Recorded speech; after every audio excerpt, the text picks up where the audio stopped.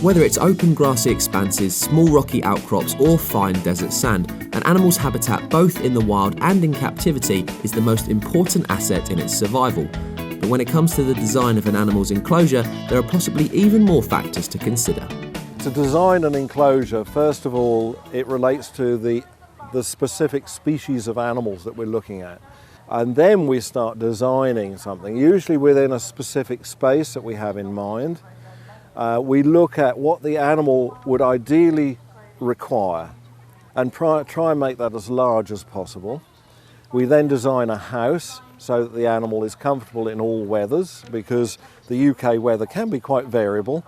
We look at how can we present these animals in a way that visitors can see them without intruding upon the animals. But of course, all the animals won't be kept out in the public all of the time. If they need medical attention or if they're going to get transferred to another zoo, then quite often they'll be brought here to the park's off-show facility. It is a section by itself, so again, like all the other sections around the park, someone would be responsible each day for coming and cleaning and preparing the feed and feeding. We've got a few ringtail lemurs for one reason or another. We've also got some rock hyrax. And then up the other end we have a pair of striped hyenas who are waiting for recommendations. They're part of the European breeding programme, and we have to wait for the coordinator to give us recommendations as to where they need to be sent. But me and Terry have come to the off-show enclosure to meet a rather new arrival. Terry, who's this? This is a greater flamingo chick. It's the first one ever to be bred at the park. Okay. But on saying that, it was a real team effort, because the eggs are laid here. We then take them over to Banham Zoo, which is our sister collection, and then they will incubate the eggs and they will rear the chick up to a certain age.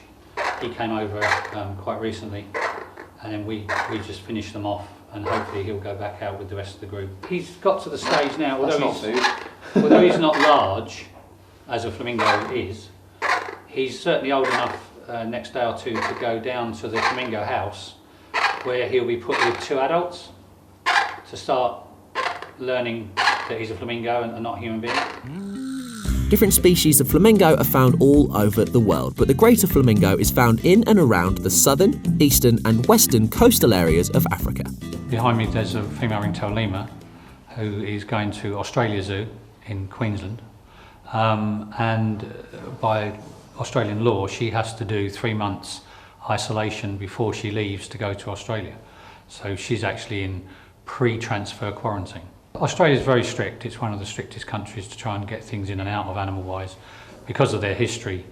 In the past, if you go back far enough, they allowed too many non-indigenous species to come into the country unchecked, and they've got into the wild, and a lot of their wildlife's under pressure from that side of things. So they've now clamped down. So the last part of our backstage tour ends here in the incubation room, and it's these eggs that in about 30 days will hatch and possibly be hopping around the park here at Africa Alive. But in the meantime, I think we'll let these guys and girls get their rest.